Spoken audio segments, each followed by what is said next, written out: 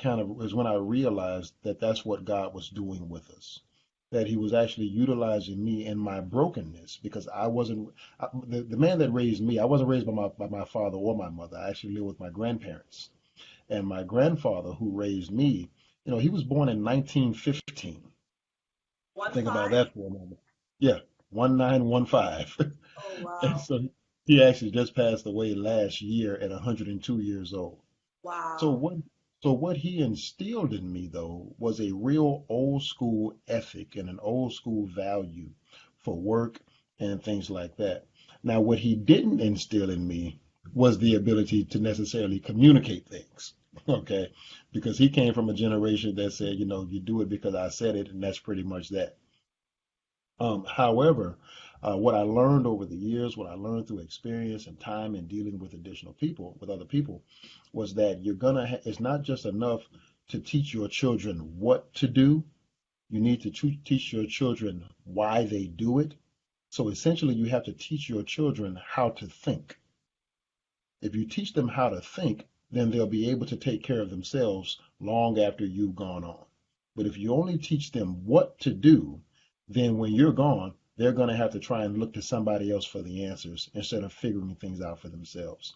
And so, as a part of our growth and maturation process as parents, me and my wife, we decided that we weren't really going to coddle our children, no, nor were we going to hide the truth from them. We were going to teach them what we wanted them to do and why we wanted them to do it, so that when we're not around, they'll be able to make the right decisions on their own and hopefully carry that same kind of tradition to their own children. And like I said, so far we're two for two. Good. So That, my that's my good. third, I don't my third know if you when once we get into the man cave, we just kind of ask every question because, like I said, this card expires. So, um, what as a married man, because you said in your brokenness, and one of the things, because I've studied the male and female brain, I've kind of did some work on why men are emotionally unavailable and what brokenness does to a man who decides that he is going to be married. A lot of times, the level or the magnitude of the brokenness the man does not come face to face with until he is face to face in a marriage, or the woman is demanding something from him that he has no clue how to give it to give her. Tell us about absolutely. some of those times and how how did your wife survive for Well, want of a better word?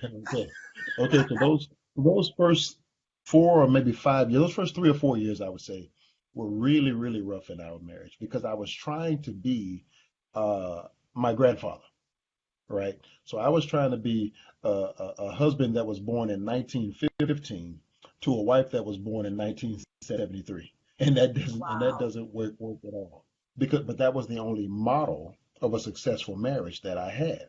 And so when she wanted to, when she's asking questions, and things like that, I'm answering them as though I'm a 65-year-old man, and not a 25-year-old man who really doesn't know what it is he's talking about. So my wisdom was devoid of experience. I was telling her things that I had heard but not really experienced myself. Does that make sense? It does. So let's go back a little bit because let's go back not to the year three. Let's go back to month three. 3 months Oh, wow. after you got married. Or tell us if it's been 20 See if something I can remember years. back that far. It's been It's like I can remember back that far. how I mean what because the reason I'm asking is the most Oh, traumatic or um, part of marriage is that first year sure, absolutely. because there's a merging of the two worlds and reality now comes to the fore because you hear of all the great things you hear you Mhm. can live happily ever after all of that but then you come face to face and you get mad and the person is not leaving they're not slamming the door and That's right. going home in their car right That's right. They're here with you. That's right. And the thing about that, I was actually I made a comment to a couple recently who I was doing marriage counseling with. I was preparing them for their marriage. And I said, we never see what happens to Snow White and Prince Charming after the fact. We hear the happily ever after, and we see them with the horse and the buggy and the carriage and the singing brooms and dustpans and all of this stuff. But we never see what their life looks like beyond the marriage, beyond the wedding. And part of the problem with that gives us a false idea of what marriage and real life is supposed to be like. Because oftentimes, like I said, I just performed a marriage today, a wedding today. We prepare for the wedding, but we really don't prepare for the marriage.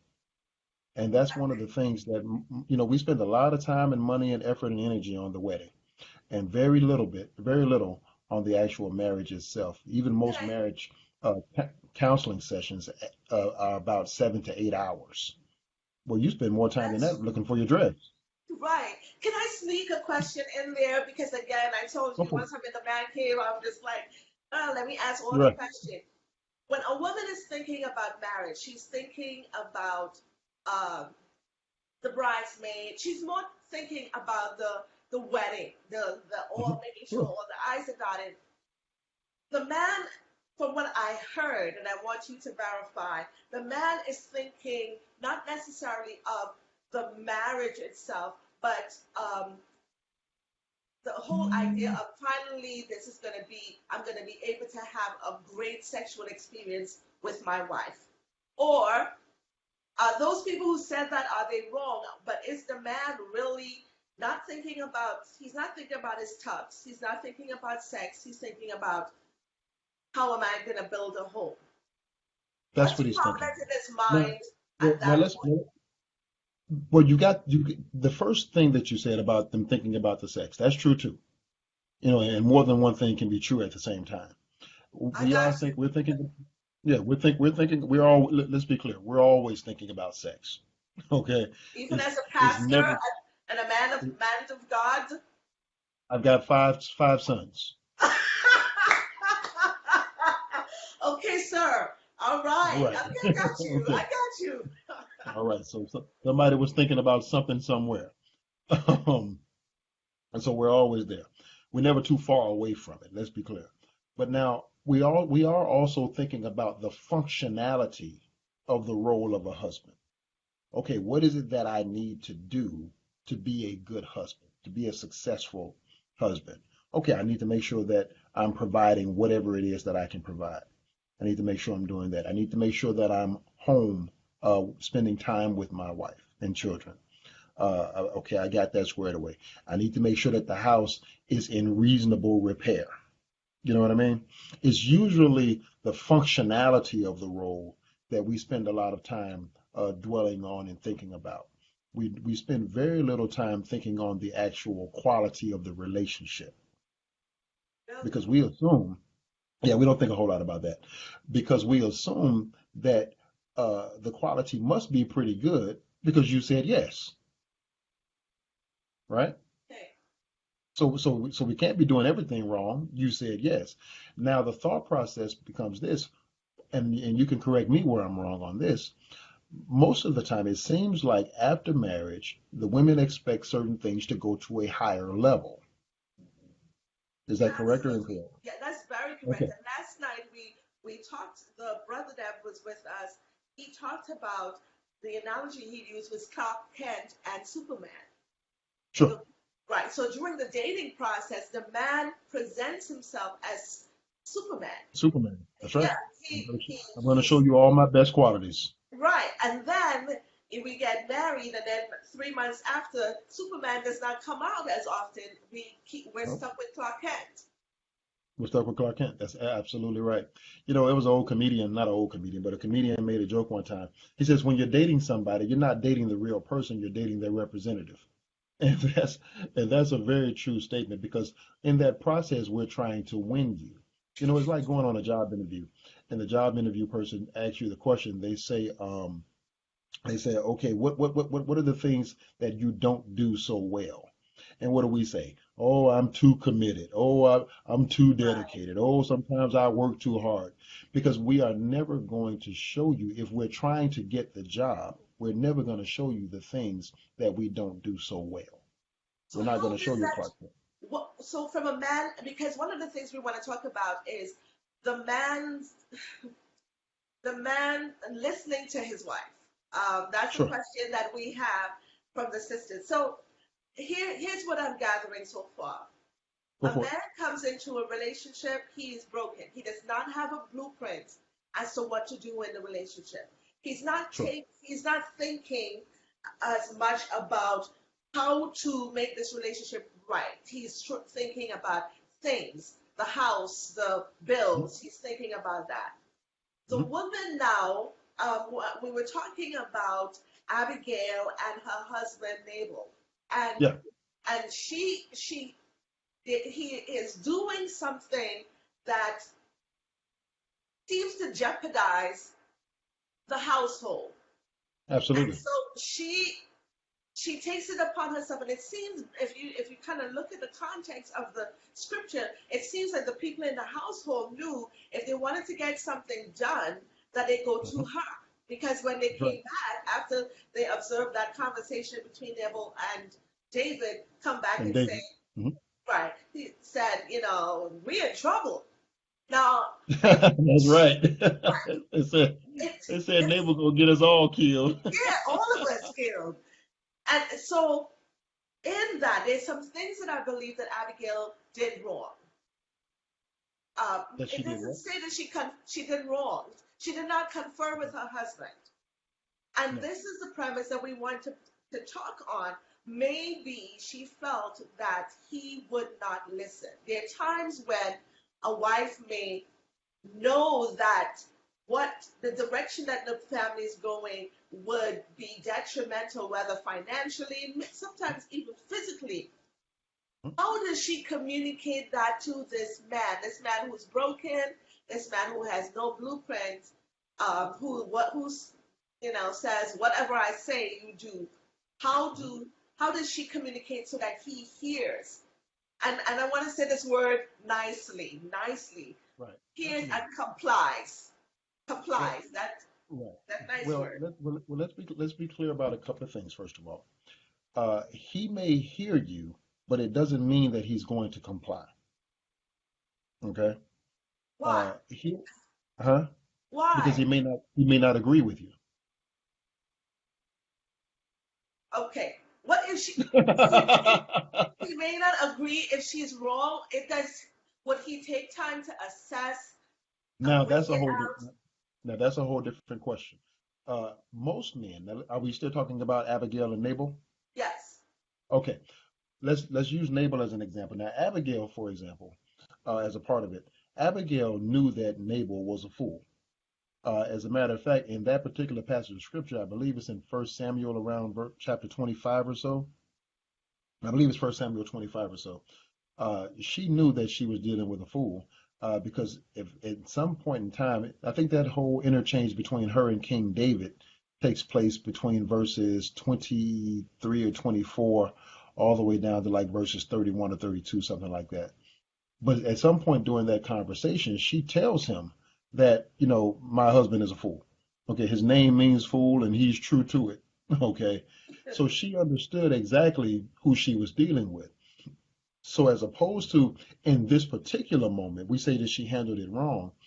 But I think this was an extreme circumstance because David was in fact coming to kill at the time. So she needed to handle it a little bit differently in this case. Now, the Bible says that a soft word turns away wrath. The issue with Nabal is that once again, he was flat out just a fool, but he was the fool that she married. Now, here's the next issue. We can't necessarily impute the traits and characteristics of the year what was that? I think that was about 1400 BC to 2018 because because women didn't have certain rights then. There weren't really a whole lot of choices as it relates to whether or not she could marry him or not. Whereas today, the woman has the option to marry said fool or not. Does that Well, make but sense to you? sometimes you're in love, and love was a multitude of foolishness. Yes, it does. Yes, it does. Now, you're right. well, So and let me say this too. And let me say this too. Just because you may have chose the fool, it still doesn't mean that you're beholden to his foolishness. That there's still change still needs to take place. but So how the does Bible she lets us, do it? How does so the she? Bible lets us, Hmm. well, the Bible lets us know that for one thing, it says that a soft word turns away wrath. You've heard that before? Proverbs. Yes. Previous A soft, words stir up anger. exactly. But a soft word turns away wrath. So pointing out his foolishness to him is not going to work. What I would advise an Abigail to do is I would advise an Abigail to talk to Nabal just like she talked to David. So when you look at how she talked to David, I believe it's around, like I said, I think it started around verse 24 or so in 1 Samuel chapter 25. When she first talked to David, she was deferential to David. She came up to him. She laid herself prostrate at his feet with her face to the ground. She referred to him, in the most glowing of terms. Why? Because she wanted to stroke his ego a little bit. Well, that's what you would do with a fool. Tell him a little bit of what he wants to hear. The next thing she did is she invoked in the conversation some things that David loved and respected. She talked about God. She talked about the great things that he's done. I know that you're a mighty man who fights for the Lord and you do these wonderful things. She also acknowledged where David was right. When she talked about her husband, she said, "My husband is a fool, and you know he's a fool, and I know he's a fool." But what she did was she acknowledged the things that he was in fact right about. And then finally she did, I think around verse 32 or verse 31, 32, she played on his conscience as well. Because I know you're a good man. And I know you don't want these certain things on your conscience as a good man. I know you don't want to do things that are in opposition to what God would have you to do. And so she talked to him in a way that put it in his hands while not making him feel small. Because she could have went to David completely differently too. She Yes, could she have could went to have. David and said, "David, you know you wrong. You're here doing the wrong thing. This is not godly activity that you're engaging in." She could have got in a huff, but it would have probably gotten them all killed. So is Abigail is talking to two men. She's talking Well, to her husband and she's talking to David. The well, same at this woman. particular at this particular point, she was only talking to David, No, but right. earlier she was talking to Nabal, right? So I'm saying that the ability to stroke his ego is in Abigail. The Hmm. ability to submit in terms of posture, she knelt Sure, before him and all of that. It's in her. sure. Is it David that is pulling that response from her, and Nabal is pulling a different response as I well? believe so. Is it Abigail who is in error for her husband not hearing her, or is it um, that David was not a fool? No, no. Well, David wasn't a fool. David was just mad. Okay, Right. he was just angry and upset. Nabal was a fool because he didn't recognize what was going on at that exact moment. That's what really made him a fool, and how he missed out on the opportunity to do good to the guy who was going to become the king, because he was in a huff over somebody asking about his stuff. Now, I, go ahead. I'm sorry. I'm thinking as well because that sounds really good, but how do two things? One, the Bible never says, and I kind of use my creative mind, Go ahead. my mind of a psychologist to kind of deduce that Nabal heard about the conversation that Abigail had with David, and Okay.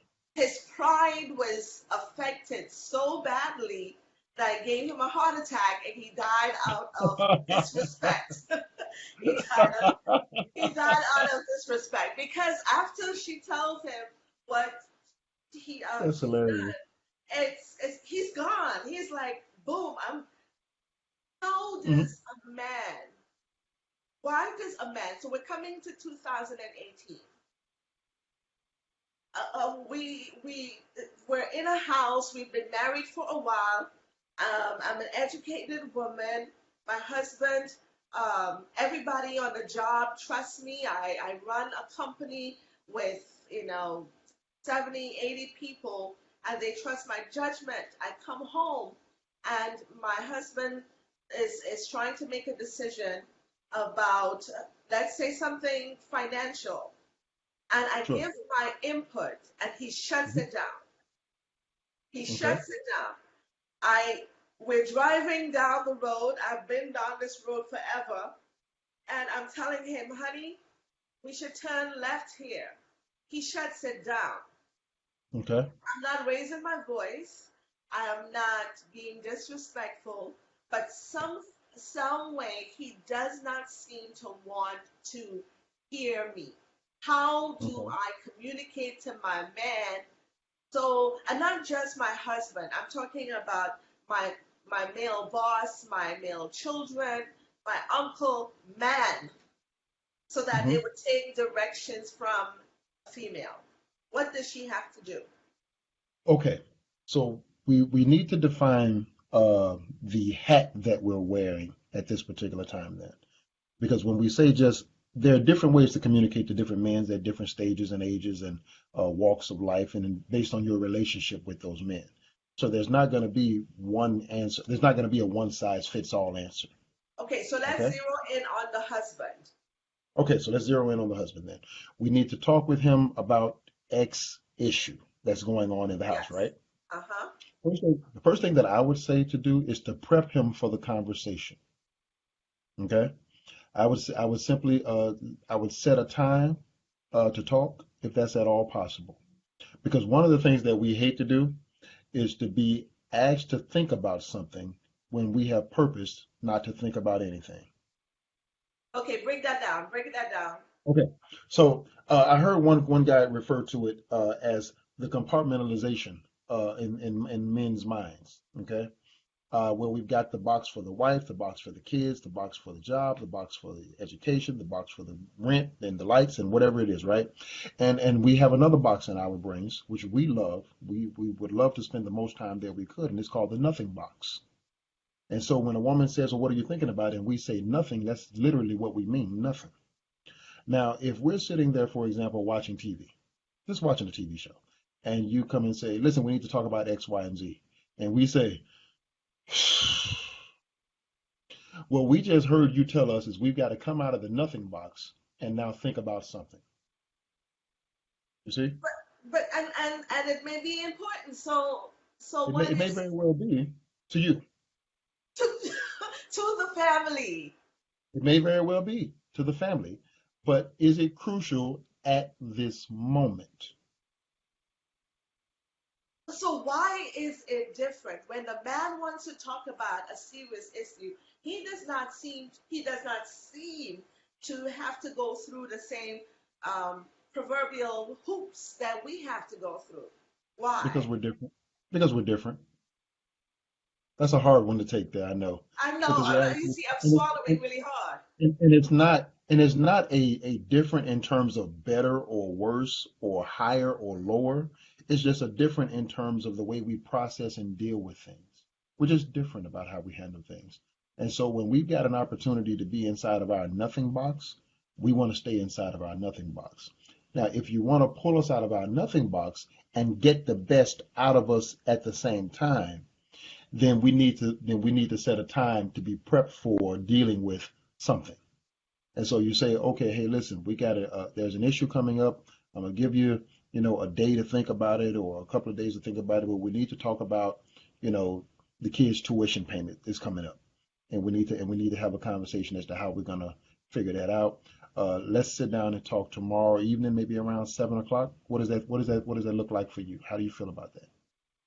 But When what you do about that, the right now? Because again, when you study the male female brain, we're really different. yeah, we are. Because the woman is urgent now. There's some things that can be scheduled, but then Sure. there is this that we want to talk now, and you're just watching the news, and the news comes back over.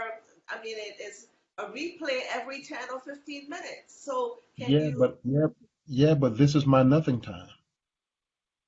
but you're not, you're married. What, you have to minimize your nothing time and realize that people have to intrude that in I there. I agree with all of that. I'm not arguing that point with you.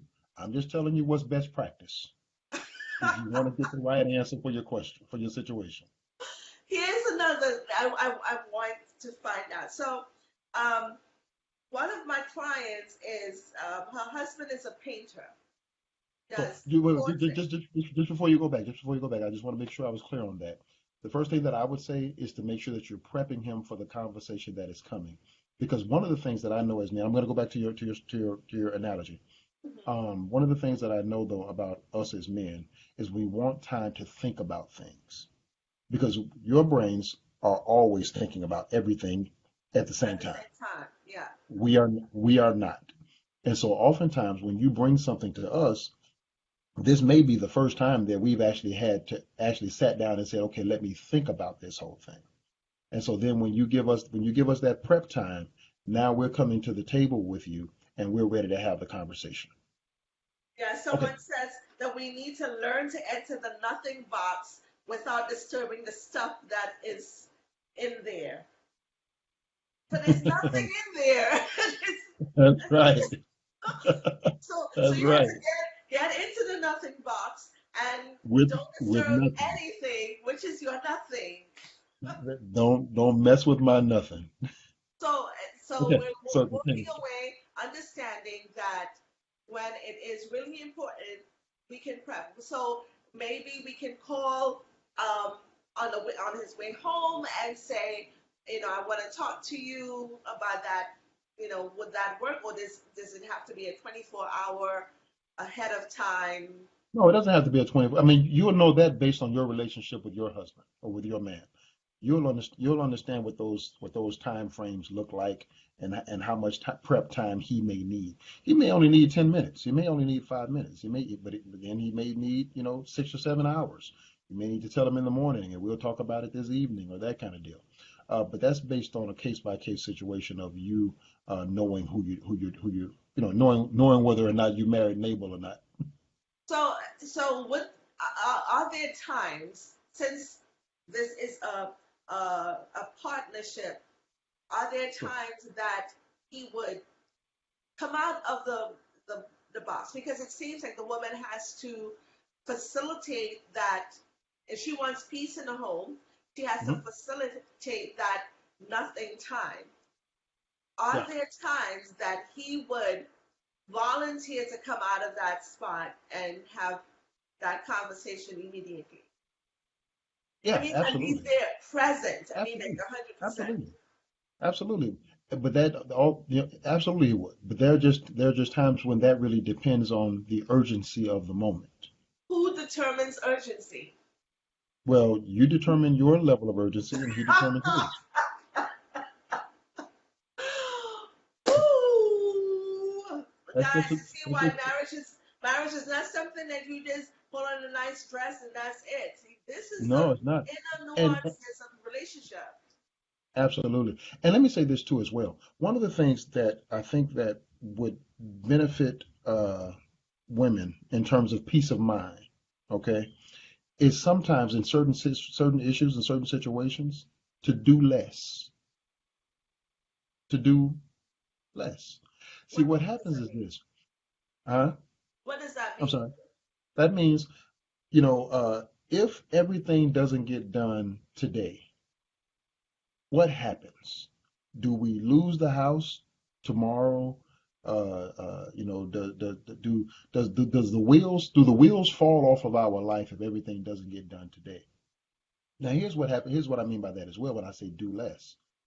I mean do less long term as well. Leave room for him to do things. And if it doesn't get done in the time that you want it to get done, that's on him. How would a man feel? I think I saw this somewhere where, the woman and this is in a situation where they're married, and the tire, the tire in the car, Sure. it keeps deflating, and Okay, she got mentioned one of it. those slow leaks. Right. She mentions it to him. He's just like, I'll take care of it on the weekend. She has to drive back and forth. And one of her colleagues at work um, saw or overheard her talking to someone, and he, during the lunch break, goes and he fixes the leak in the car. Hmm. So it's done. She comes Yeah, home really happy and tells her husband, honey, you don't and have to take care of it. And he goes berserk. He he is was like, loses it. he was pissed off. Yes. But Absolutely. Can I why? say that? Can Yes, I you can say say, that? yeah, you can say that. Okay. Yeah, this is us. He, We say worse. he was. He was high. I don't even know his name. He was highly upset. How could you go and have another man do what I said I was going to do over the weekend? You should have just waited. That's the conversation that they're having. Here's the thing. Here's the thing. I don't think she was wrong. I don't think she was wrong. Okay. Why should she ride around in an unsafe car? Well, on something that you could fix in about 10 minutes because you didn't want to do it.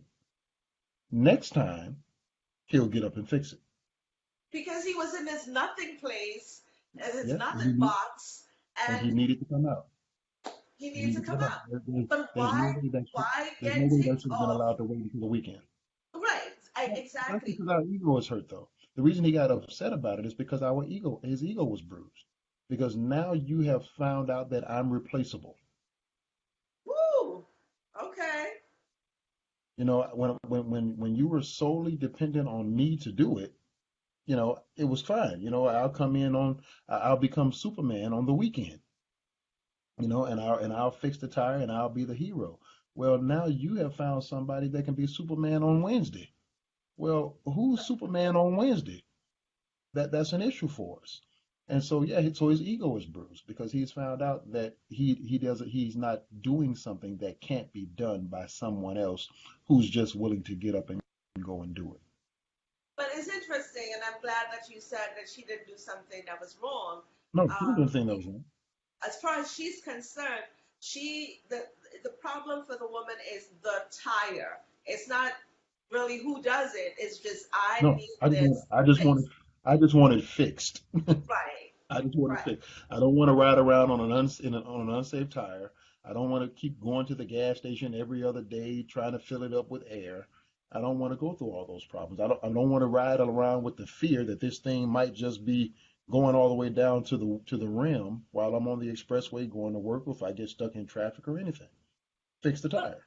Right. So this is why I'm saying in his nothing box, he Hmm. is not thinking this, all those reasons, like, okay, you know what, this is something I need to get out of my box now because this would jeopardize my wife. I'm not going to be there with her. There's so many things that can happen, but even the Absolutely. magnitude of that does not pull him out of his nothing box. No, That's not and good. no, that's not good. That's not good, and that's on him. That's not on her. He just simply needs to see the value of what she was bringing to him. So he was a guy. He didn't see the importance of what it was that she was bringing to him and how she was expressing it. But I'm willing to bet that he'll see it the very next time it happens very quickly. Here's another scenario for you. So I was telling you about the painter. So he creates this painting and he sells them. And Hmm. he brought up this painting to, and this is not his wife. This is his girlfriend. And he shows her the painting, and it's like the most horrible thing she's ever seen. Oh wow. And she, it's like colors all over the place. And she says to him, he brings two paintings, and she's like, I really like painting number one. But then she goes on to tell him why painting number two is not going to sell. And Hmm. then she doesn't hear from him for for 3 weeks. Why? You know, Because she hurt his feelings. but That's why. so should she allow him to put that out there in the public and have it ridiculed, or, you Yes. know, yes. Yes. Yes. Let him put that out there. Yes. Well, see, here's the thing about it. Art is a little bit different than making widgets. Okay. Because Uh-huh. art is something that is obviously it's in the mind of the person that is observing it. So just because you didn't like it doesn't mean that the next person won't. So that's all subjective. For men as well, for most men, not all, but for many of us, we are what we do. We are what we do. All And right, if you, that right there is worth $10,000. If we in church, we had to come up and put an offering on the table, because yeah, that right there, Pastor John, women don't understand. We don't yeah, we are understand. what we do. And this is not just, a job for him. This is something he's passionate about. He throws himself into it. Well, when you reject, not just anybody else off the street, but when you reject what I have thrown my heart into, you just rejected me. My gosh, where is the where is the where's that safe path though? Because and the Well, thing about it, the, what the, does the, a the man thing, need? If a man, let's say, my husband is a graphic designer, well, he does graphic design. If he comes to me and he says, "Babe, you like this?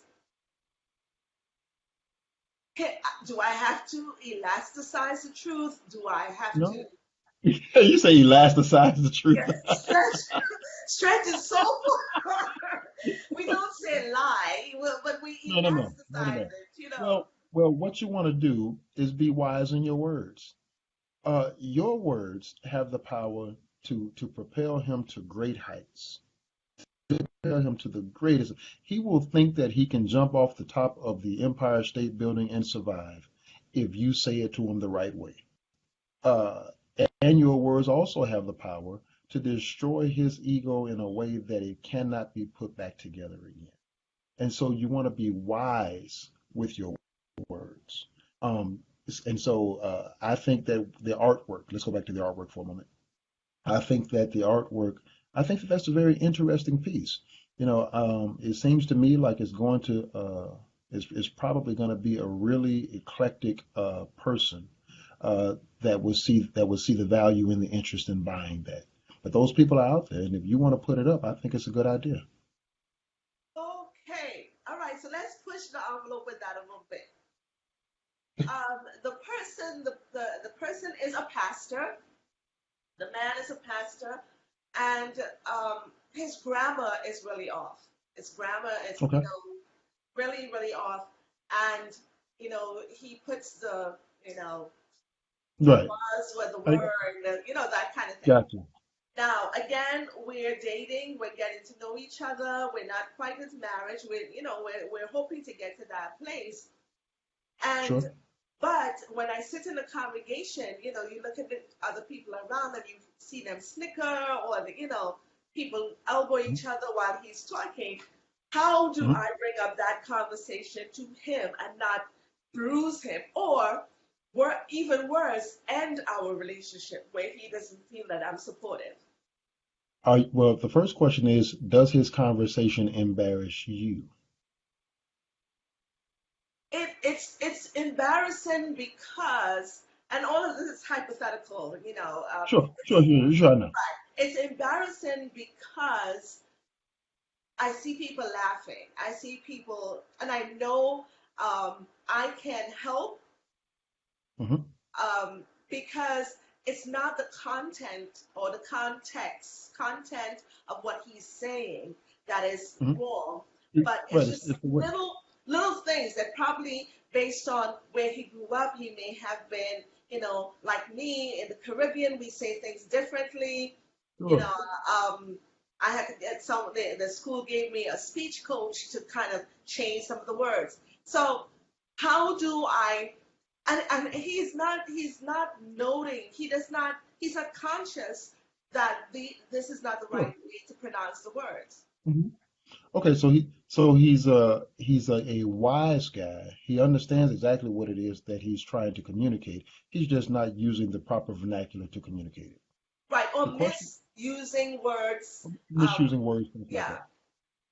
Okay, so I think that that's a question of education. Obviously, that's what it sounds like. It sounds like that's just a question of education and uh, um how he's gone to school, if he's gone to school at all.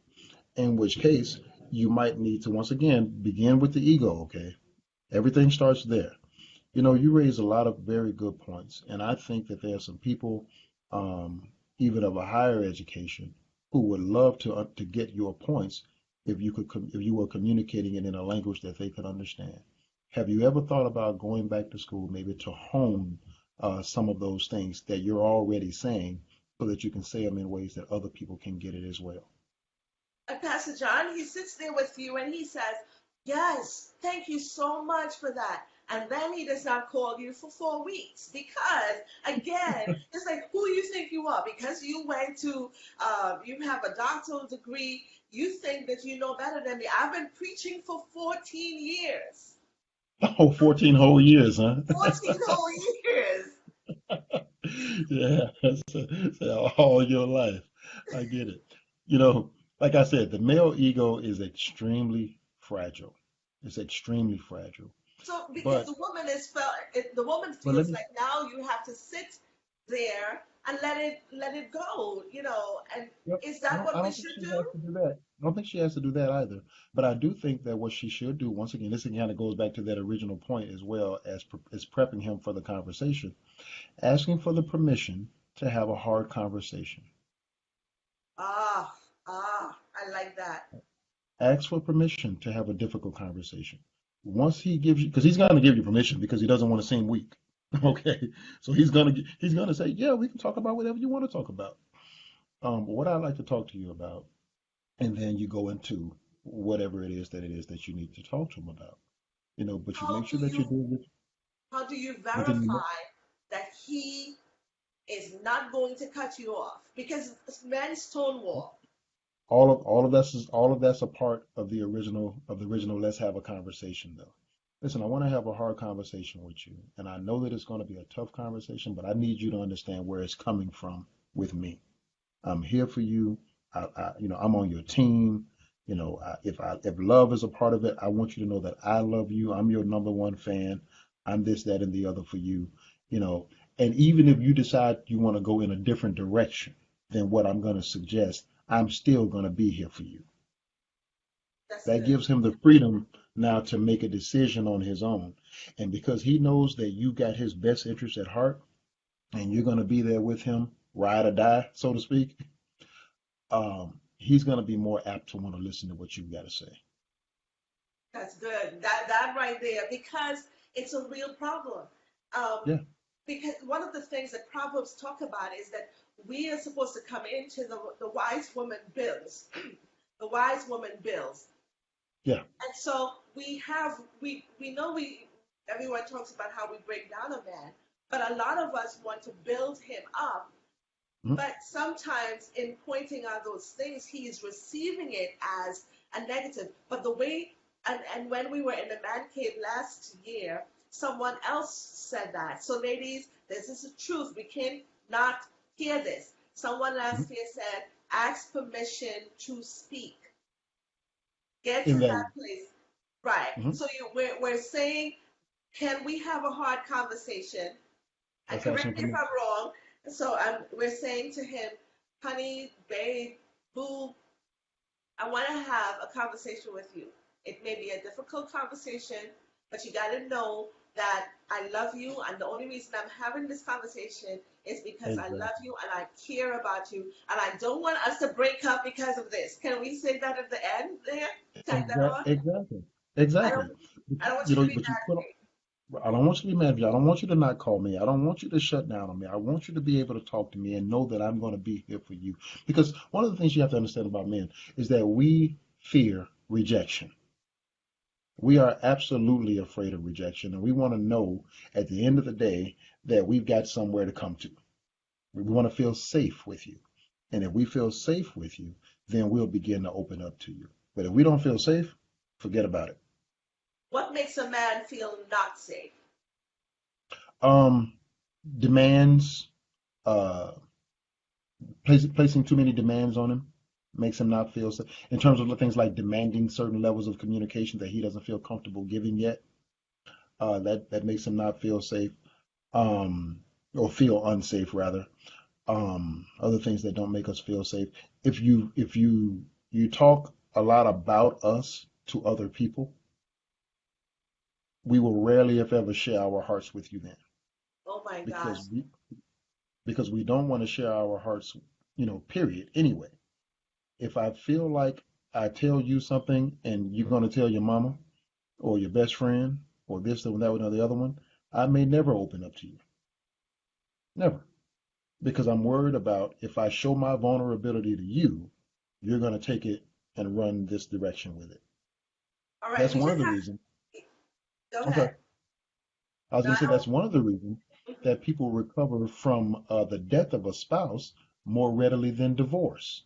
The reason people will recover from the death of a spouse more readily than divorce is because after a divorce, there's a person alive that knows your secrets and is no longer tied to you. Whereas Wow. if the spouse dies, when they died, they took those secrets with them. Oh my goodness. This is so good. Pastor, we have to have you back because I know I'm seeing all the questions, I'm seeing all the things that's coming up on the site. But I think my takeaway is not to be afraid of the conversation. And I think Yeah. not to be afraid of having those conversations. And one of the things that I say to people that come into my office is that sometimes you have to weigh the objective of sharing Mhm. certain information. Truth, everyone says, I need to speak the truth, but you have to see, is the truth valid in this particular situation? Let's say the boyfriend, the husband, um, uh, the tie didn't match the whatever. That's a little thing. That's Sure, not a big thing. sure. But to tell him that after he observes it himself is non-consequential. It's not necessary. So That's even right. as women, we need to be able not we don't have to pinpoint every little thing that we see that's wrong in the relationship. Something like maybe a grammatical thing, maybe something that you want to address if you see that is happening. And all of us slip and use the wrong word at the wrong time, no matter Sure. how smart we Absolutely. are, right? But Absolutely. if it's something that's ongoing, then you can address it. But the first time it happens, it should not be that confrontational, right? No, it shouldn't be. It shouldn't be. It shouldn't be. You have to learn how to you have to learn to pick your fights. Right. Choose the things you're going to fight about, because not everything is worth it. And I think that and I know you were getting ready to let us off, but two things you want to know about men as it relates to communication and talking. Men talk to solve problems, not to connect. Oh, geez. We talk to Okay. solve problems, not to connect. Women talk to connect. Men talk to solve problems. And also, as it relates to our own personal problems, men view talking about their personal problems as revealing weaknesses. Oh, I know. We have to extend the time a little bit. How does the woman? Here's the thing that the man needs to understand. When we go back to Genesis, it was Mhm, Adam. Adam knows how to be alone. mhm, Adam knows how to just shut down. The animals wasn't talking to him. When God came by sometime and then mhm. talked in those times. But He talked to Adam God, from the very beginning was by himself, understood know what how to be alone. The woman, however, from the never time she was. comes on, she was never alone. He That's right. says, "You're beautiful." She's like, "Really?" That's the That's conversation it. starter, That's it. right? So he's hardwired to revert to himself. Mhm. How do we unlock? How do we unlock that permanently? Well, that doesn't happen. Oh, That doesn't geez. exist. That doesn't exist. However, There will be times when he will open up to you. Can I give you a couple of things to do in those times? Yes. When he is opening up to you, the first thing is don't demand communication. Okay? Talk to me. Tell me what's on your mind. Tell me what you're thinking. You're not gonna get anything like that. Okay? And so don't demand communication. But when he is opening up, make sure you show him that you're interested in what he's talking about. Okay? Hmm. Sit there on your edge of your chair. Put your cell phone down for a minute and look at him. Ask him questions about what it is that he's talking about because we love to answer questions. It makes us feel like Superman when we can answer your questions. All right? So show you're interested in what he's talking about or concerned about what he's talking about. And then, like I was saying, put the cell phone down. Focus on him. Focus on him for a moment. Not on the kids if you're married and got kids, or not the TV or whatever the case may be. Focus on him for a moment. Make him the priority when he's opening up. Okay. I would continue by saying, make sure that you acknowledge your appreciation for him sharing. When he's opening up to you and telling you how he feels and giving you his heart, and he gets finished, let him know that you appreciate him sharing with you because you'll get more of the behavior that you encourage. Does that make Wow. sense? Yes. And then finally, I would say make sure that you appreciate the differences. Oh, I wouldn't have thought about it like that. That's interesting. Not, well, how'd you come up with that conclusion? No, don't give him that. I wouldn't have thought about that. That's interesting. How did show me how you got from here to there. Explain that to me. I just want to get a better understanding of it. That kind of thing. When he's opening up to you, those are the opportunities for you to learn. Those are the opportunities for you to learn who he is and what makes him tick and things like that. So those are some points that I would give. I would say, don't demand the communication. Make sure you show that you're interested in what he's talking about. Focus on him. Make sure that you let him know that you appreciate him sharing with you and talking with you, and make sure that you appreciate the differences in how you guys think and reach your conclusions. Pastor John, I mean, like you, as much as I do therapy, and this is one of the reasons why I do this, I can read a book and get a whole lot of information, but nothing beats this. This is why I spend the time to do this, because when I'm speaking, I want to be able to speak from a place of authority, and I can never be a man. I've never been a man. I don't want Gotcha. to be a man. I promise you, if my birth certificate says female, and but but sitting here and getting this kind of information from you is priceless, priceless. And ladies and gentlemen, those of you who are watching, I am asking you to share the video. You guys share all kinds of little stuff, things that are little or no consequence to people's lives, but this might help someone. What encourages me is we heard from just this week probably about 4 or 5 women who said they took the information that they got from Last Man Cave and it's helping their relationship. If you have a Awesome. question, inbox it to me. We heard some really powerful things. Take this video, listen to it again, take it to the women's group, take it to your female group, talk about it, discuss it, and let us chew on this. Allow the Lord to work in us and through us. When the conferences are over, the conferences that we go to, some of it stirs our emotion. We feel Right. a spiritual high, and then we have to come and open the door and go home.